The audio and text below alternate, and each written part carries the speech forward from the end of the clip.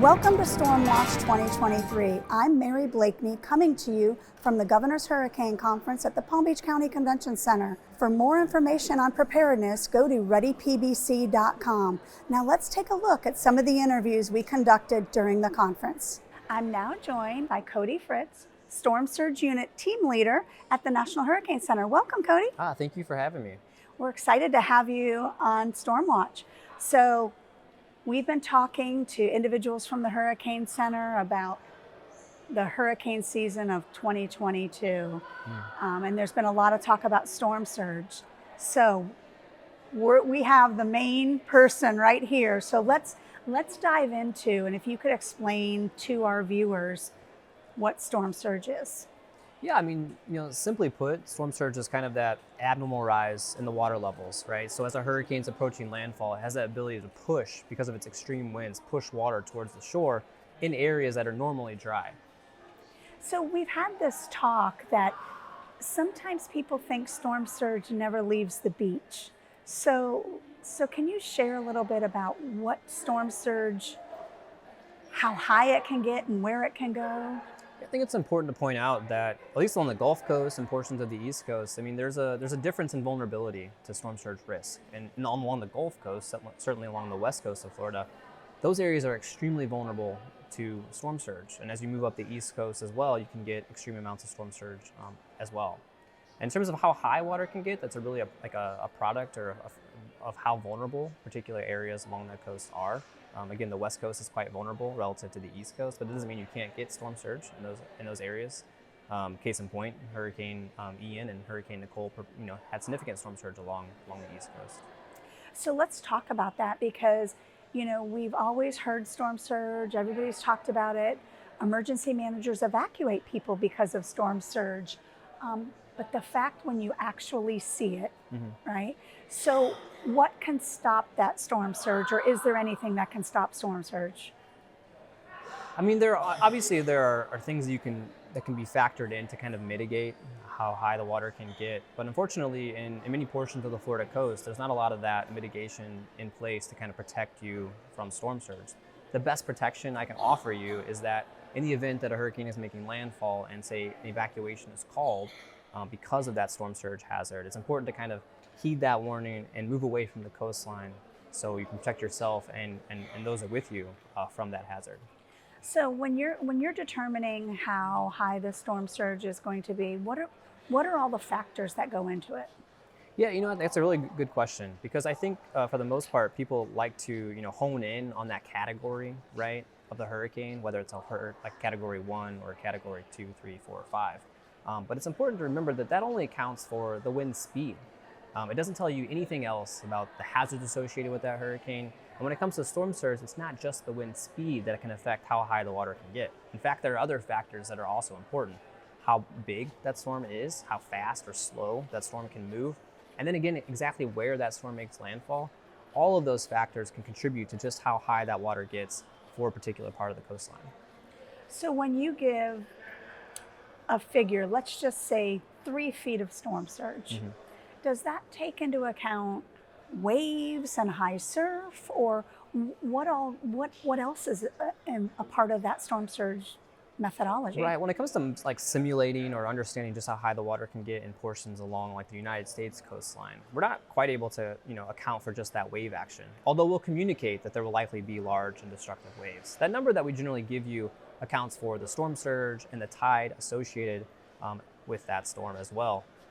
But we're also communicating that information at an above ground level. So even if we say 3 feet, that's 3 feet above ground at any given location, or like where you stand. So imagine 3 feet of water next to you. Most people stand maybe 6 feet high on average, right? So 3 feet would be like half of you. Or if we communicate, say 7 feet, that could be a 1 foot above, say, a 6 foot person.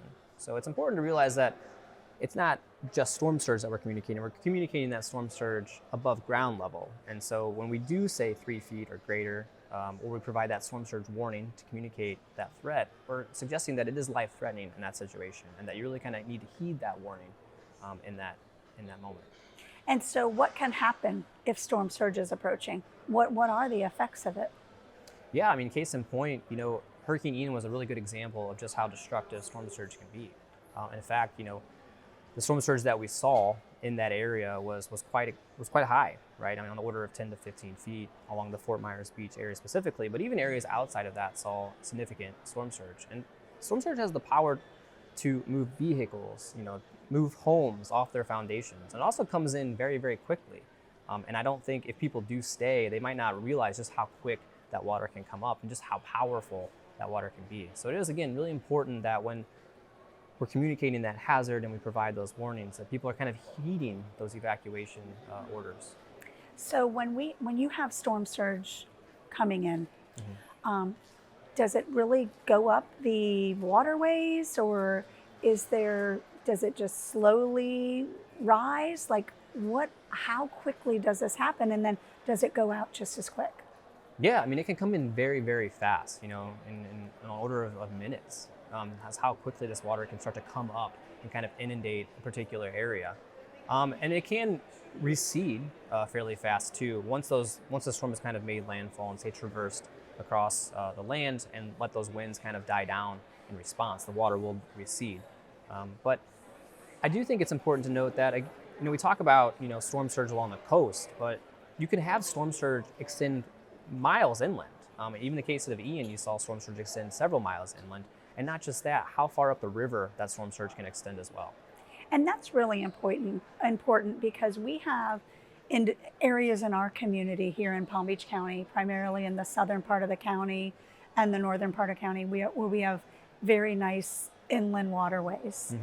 And it's important for people to know that they're in that evacuation zone because of storm surge. Yeah, we spend a lot of time, even in the off season, kind of trying to understand just how vulnerable particular coastlines are. I mean, we run hundreds of thousands of hypothetical scenarios to kind of gauge that vulnerability.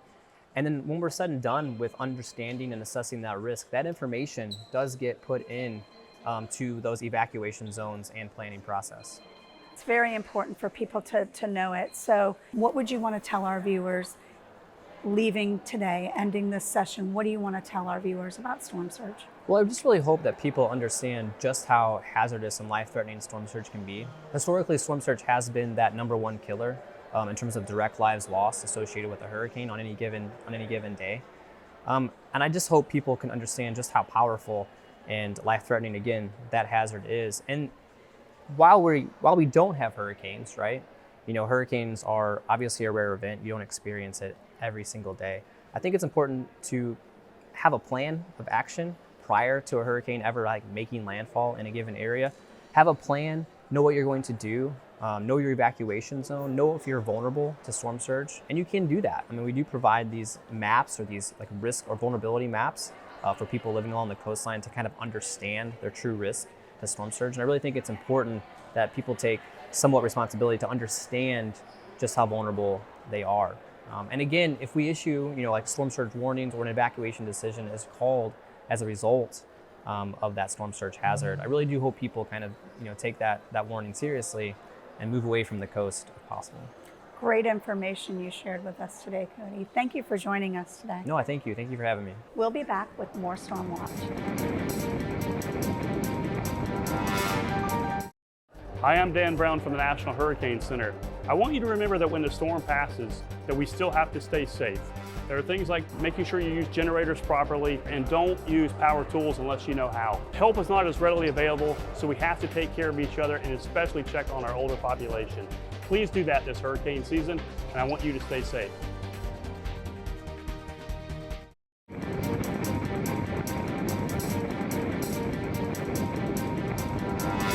Welcome back to Stormwatch. I'm Mary Blakeney. I'm now joined by Dr. Phil Klotzbach, Senior Research Scientist at Colorado State University. Welcome, Phil. Thanks so much, Mary. It's good to see you again. We're so glad to have you here. You know what? Let's just start with our viewers. Why is a Senior Research Scientist from Colorado State University, what are you doing with hurricanes? Yeah, that's a great question. I mean, people always ask, why do people in Colorado forecasting hurricanes? And so Dr. Bill Gray was my mentor. He used to always say it's because a storm surge can't get you at 5,000 feet. But in all seriousness, so the guy that started our department, his name was Herbert Reel. He came from the University of Chicago, which is still nowhere near hurricanes, but he was a really big guy in the hurricane field at the time. And so Dr. Gray was actually finishing off his PhD. And so he came out and joined Herbert just a couple of years later.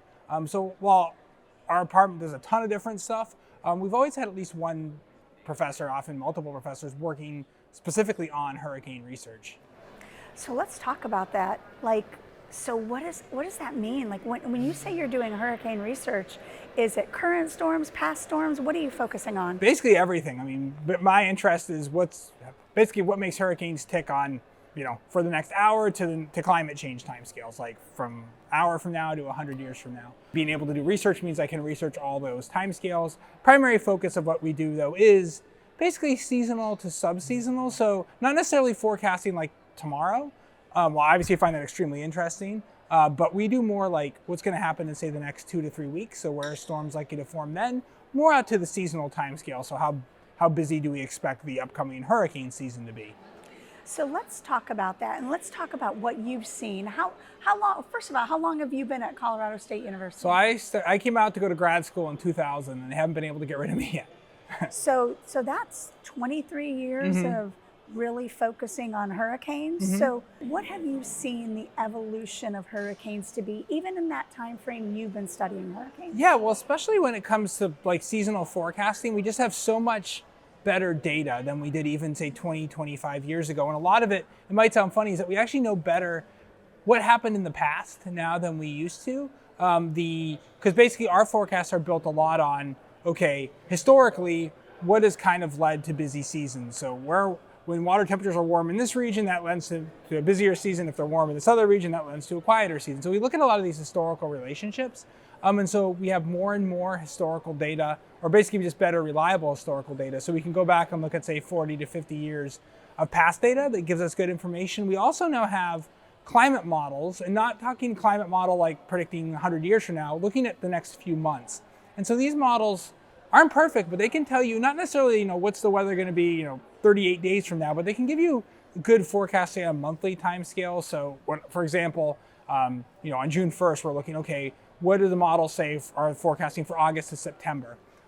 Because even though those forecasts aren't perfect, they do give us some skill. And obviously if we can know kind of what the water temperatures, the wind patterns are going to look like during the peak of the season, that gives us useful information because basically if the winds are weaker, so basically if you have less wind shear, which tears apart hurricanes, if you have less of that shear and warmer water, that tends to lead to a busier season. And so if we can get a decent forecast of that, we can know better whether or not the season's going to have above normal or below normal activity.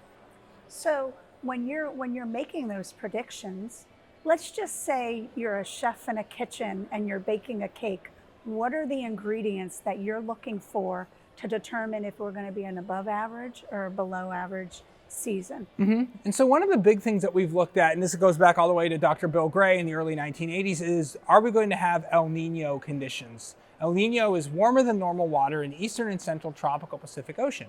When we get El Nino, that tends to basically increase the strength of winds high up in the atmosphere, say 25 to 30,000 feet out of the west.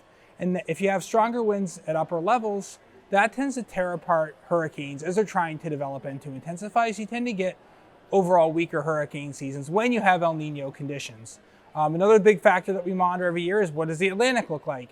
Are the waters there warmer or colder than normal? And what are the pressure patterns like? What's the moisture like? All these different factors go into our seasonal outlooks. And so while the general public often just hears numbers, if you're interested, we have a 30 to 40 page PDF that comes out with all of our seasonal forecasts. So if you're having trouble sleeping at night, you can download that and look and see kind of basically all the different stuff that we're looking at. And we actually have PDFs of every single forecast going back all the way to 1984. So there's thousands upon thousands of archives of forecasts, which sounds like, why, but it's actually really important to go back and look and see, for example, at the end of the year when we verify our forecast, to see, okay, how good or bad did we do? And then try to figure out, okay, if the forecast didn't pan out the way we thought, what were we looking at? What did we miss? And then how can we better kind of adapt our models to whatever happened in that season? Knowing that you've looked in all those archives and studied past storms, is there a storm or a season right now that comes to your mind that says that was a big one? Yeah, so when we're looking historically, obviously the Palm Beach area in 1928, the Lake Okeechobee hurricane is kind of like basically close to the worst case scenario for this region. So obviously that's thankfully been a very, very long time. But obviously that's kind of probably the worst case scenario for this particular county. Obviously 1926 was a devastating hurricane a little farther south that went down, pretty much made landfall in downtown Miami. That is basically the historical storm they estimate, if it were to come along again today, would cause the most overall damage. Estimates range $250, maybe $300 billion. For comparison though, Ian was over $100 billion. So, we have seen some really high dollar amount hurricanes. A lot of that just because more and more people are moving to the coast, and obviously if there's a lot of property along the coast and you get a hurricane hitting, it's just going to cause a lot of damage and cause devastation to that property. What do you want to share as a last thought for our viewers before we wrap up today? Yeah, I think, with all of the seasonal forecasts, the seasonal forecasts aren't perfect. The April forecast has modest skill, June has good skill, July and August have better skill. But, while in general more active seasons have more landfalling hurricanes, you can still have very significant impactful hurricanes in even below normal seasons. And for example, last year was, a near normal hurricane season, but obviously the two major hurricanes that formed last year, Fiona was obviously devastating in Puerto Rico, and then caused a lot of damage up in the Atlantic provinces of Canada. And obviously Ian was, a tremendously devastating storm in Southwest Florida. So that's kind of what we try to emphasize, that, regardless of the seasonal forecast, it's important to be prepared every hurricane season, because it just takes that one storm near you to make it a busy season. Great point to end on. Thank you so much, Phil, for joining us again. Thank you. Now let's hear what was learned during the Governor's Hurricane Conference. I want to talk about evacuation. A mandatory evacuation will be in effect. Mandatory evacuation orders are now in effect. According to AAA, 1 in 4 Floridians, in fact, would ignore hurricane evacuation warning. Fortunately, you have people, and you saw this in Hurricane Katrina. They had gone through Hurricane Camille in 1969 and thought they'd seen the worst of the worst.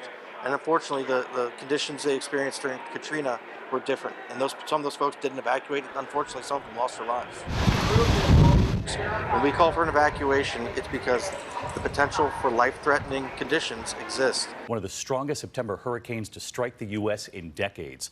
Already tonight, catastrophic damage, storm surges that have destroyed homes and wiped away cars, devastating winds, and now the rain. If you live in an evacuation zone, that should be at the top of your hurricane plan. Where am I going to spend the storm? Because it's possible that if a storm is threatening, that your area may be ordered to evacuate.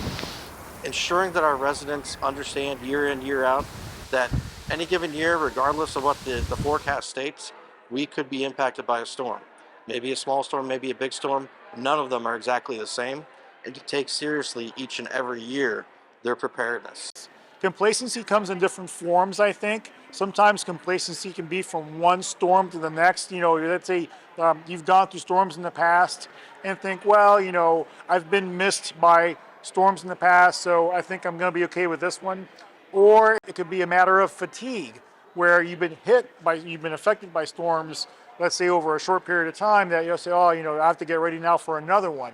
So and then you have the inexperience factors, people who maybe are first-time residents of Florida, who haven't been through a hurricane before, don't quite know what to do. So that's why the education aspect is so important. Going out there and talking about hurricane and weather awareness, and for people to know what they need to do, have that hurricane plan in place.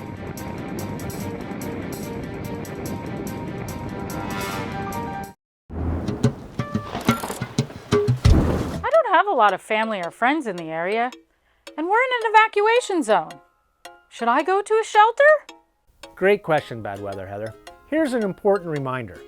Shelters are a last resort if you are ordered to evacuate and don't have family or friends nearby. Your best option is to relocate to a shelter. But keep in mind, you'll need to bring some supplies. I've got my supplies right here. Yes, snacks are a good idea. But you will need several other items on the checklist. Let's review the necessary items. Identification and insurance documents are a must. Extra medication, a gallon of water per person, something to sleep in, blankets, or a sleeping bag. At least one change of clothing and toiletries, like toothpaste and deodorant, are a good idea, especially if you're sharing a small space with someone. And don't forget your batteries and chargers for flashlights, radio, cell phones, and tablets. Some small games and cards and magazines will keep children occupied if there's no electricity. And be sure to have diapers and formula for the little ones.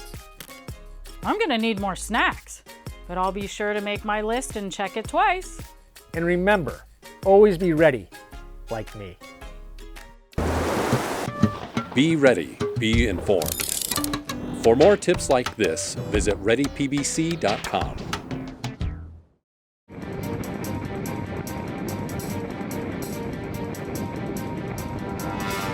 Welcome back to Stormwatch. I'm Mary Blakeney. We're now joined by Eric Roby, Executive Director of the American Red Cross Palm Beach and Treasure Coast Chapter. Welcome, Eric. Thank you for having me.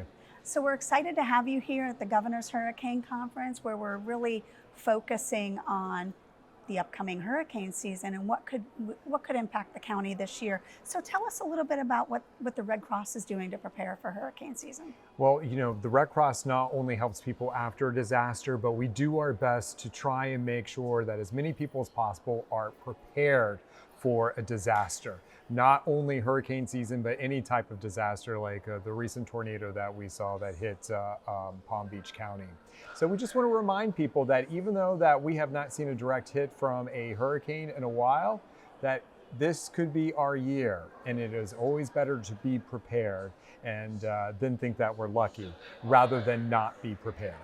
So what is it that your volunteers might be doing to prepare to respond? And let's talk about what that response would look like.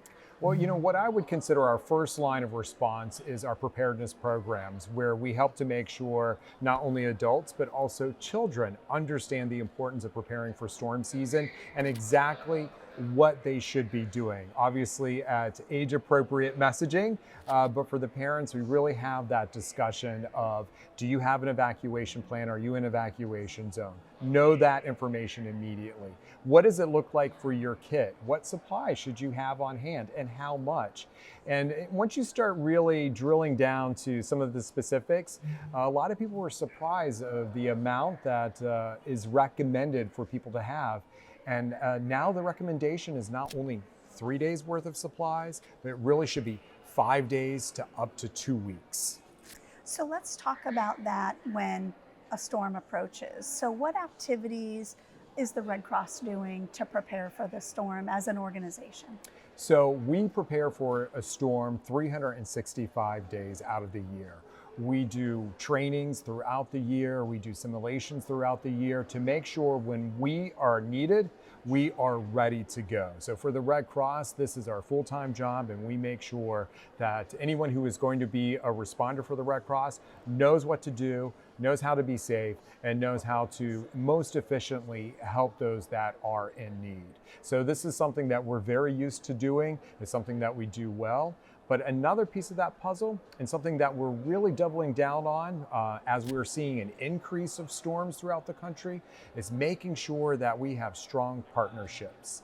As we are starting to see more storms, more intense storms, the Red Cross realizes that this job is too big for one organization, even an organization as large as the Red Cross. So we are making sure that we have those community partners. It might be hyper local, small nonprofits, but they're just as important to us because they can reach a segment of the population faster and better than anyone else potentially. So let's talk about what you all do in the recovery phase of a disaster. How can Red Cross come in and help the community? Well, unfortunately, we have an excellent case study, just a 2.5-hour drive from here, from West Palm Beach, over to Lee County, where Hurricane Ian just devastated that community.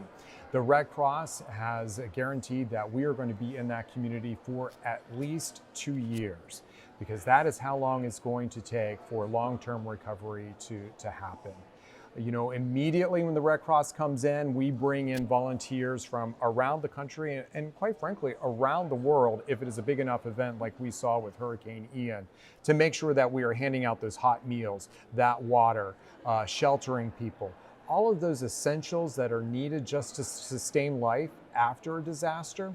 But then after that, we quickly transition to help people directly that have either suffered a direct, complete loss of a home or major damage. And that might be direct cash assistance. It could be mental health counseling. It could be helping to supply needed medications. And that's only step one. Step two is we start looking at if there's going to be any other needs that each individual family might need to make sure that they recover. It is a significant number where people who are already on the edge of just being able to pay the bills, that they potentially could be made homeless because of a storm.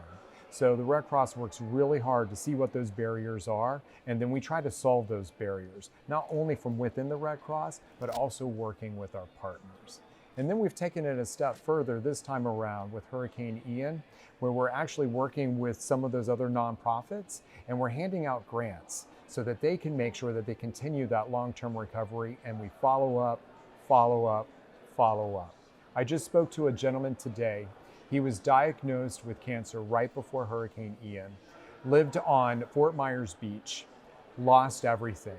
He was homeless for multiple months after the storm, but because of a caseworker, a volunteer working for the Red Cross, stayed on top of that case, made sure that he was able to get into a trailer that was provided by the federal government, so that he could recover instead of recover inside of a tent, which is what he was doing. So each family, each person is different, and the Red Cross really tries to walk them through that path to get them to where they need to go so that they can have a full recovery.